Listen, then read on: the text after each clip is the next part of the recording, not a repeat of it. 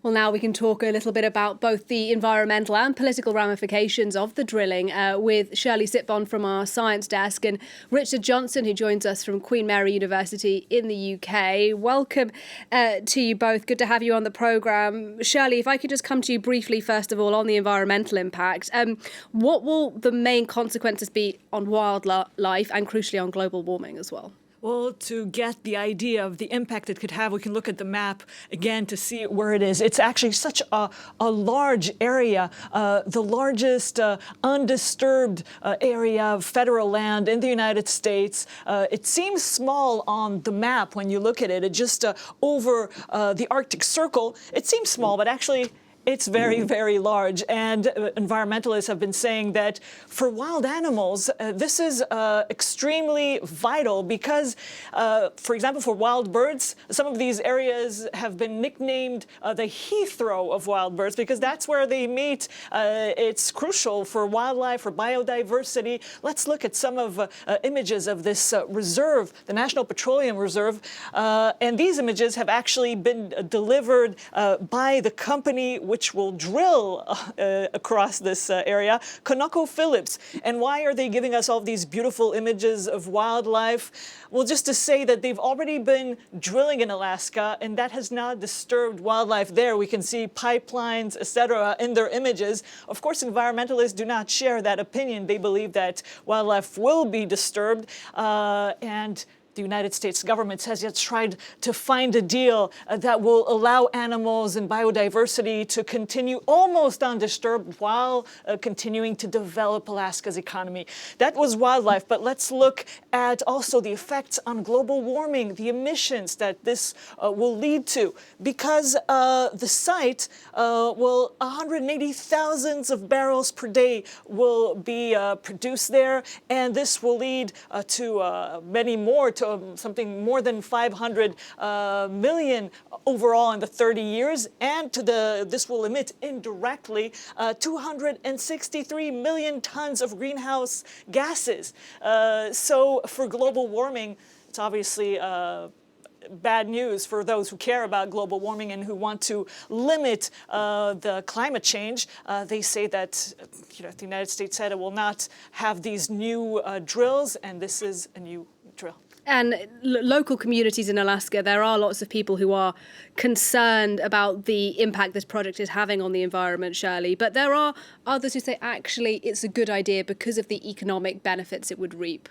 Yes, because they're thinking jobs and Alaska's economy depends largely on oil production, and the company which will hold this project says $17 billion will be generated and will be brought to local communities. So elected officials, both to the Senate and to the House of Representatives, both Democrat and Republican, they all agree that this is a great deal. Alaska needs this. Alaska's not just a reserve. It's not just biodiversity. It's real people who want to get money and want to live with jobs. That's their view. Of course, and the global objective, the United States says it wants to help preserve land, wants to preserve biodiversity. It says it does not want to emit, it wants to cut down emissions. So this goes against the idea and the promises made by Joe Biden and Democrats.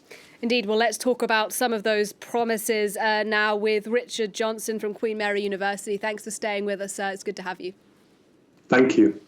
As Shirli alluded to there, back when Joe Biden was a candidate for the presidency in 2020, he promised there would be no more drilling on federal lands. That's a quote. So, and he is a big supporter of action on climate change, isn't he? So why are we seeing this U-turn now, do you think?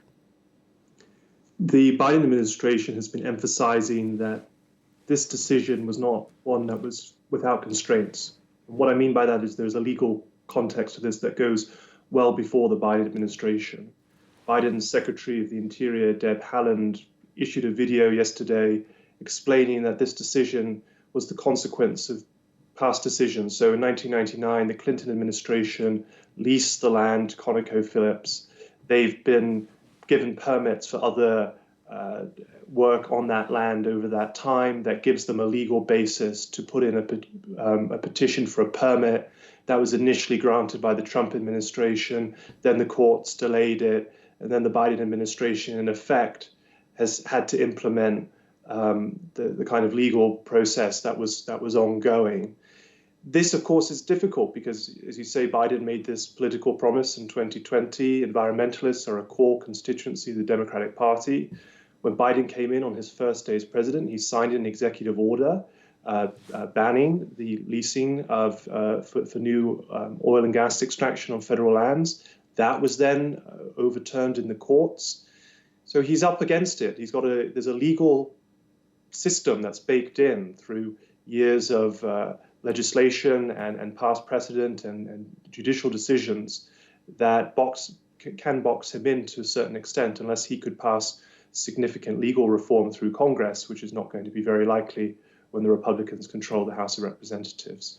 Indeed, and clearly there are environmental activists who are really angry about this decision made by Biden. But I wonder actually how big a political storm you think this will be, because I note all three lawmakers who do represent Alaska in Congress support the drilling. They say mostly because they do want to bring in investment to the area. In terms of presidential politics, Alaska is not in a tremendously significant state. It is a low population state. It has 3 electoral votes. Biden actually performed better than any Democrat in Alaska's history since the 1960s.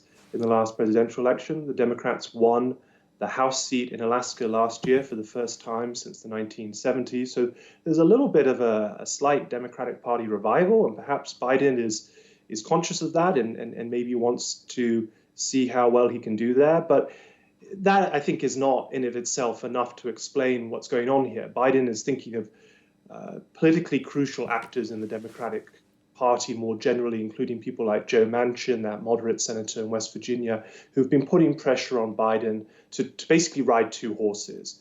Yes, support renewables, but also to allow the continuation of a degree of fossil fuel extraction. That was baked into the Inflation Reduction Act last year. There was a lot of the headlines about all of the investment for climate tackling, and that was a great achievement.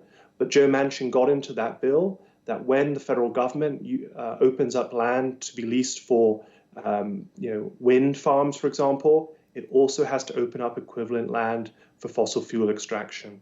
So there's a bit of a poison pill there, and Biden is trying to balance these two, the moderates and the environmentalist wings of the Democratic Party. And how do you think he will try to justify this to that more left-wing, eco-friendly wing of his party? He has been doing quite a bit on climate action in other respects. So the Biden administration has put restrictions on various mining practices, for example, have put restrictions on logging in Alaska itself. And this announcement yesterday came with it the promise of protection of many, many acres of land and water. But critics would say, look, these protections that Biden has put in, they don't have as strong a legal foundation as some of the legal advantages that the fossil fuel companies have. And so if, say, the Republicans win in 2 years' time, a lot of those protections that Biden announced yesterday, which we really haven't seen the details of yet, could go quite quickly. Ultimately, I think Biden is concluding that environmentalists prefer the devil they know and see Biden as a friend with problems, and they're going to ultimately support him over a Republican who would be much more strongly in favor of further fossil fuel extraction and much less concerned about even offering any concessions on some of these environmental protections. Biden brought the US back into the Paris Climate Accords, for example. He did do things that reverse some Trump administration practices. It may not be enough for some environmentalists, but at the end of the day, if the choice is between Joe Biden and a Republican candidate for president, I suspect they'll be choosing Joe Biden. Richard Johnson from Queen Mary University, thank you, sir, very much indeed for your time and your analysis today. Thank you.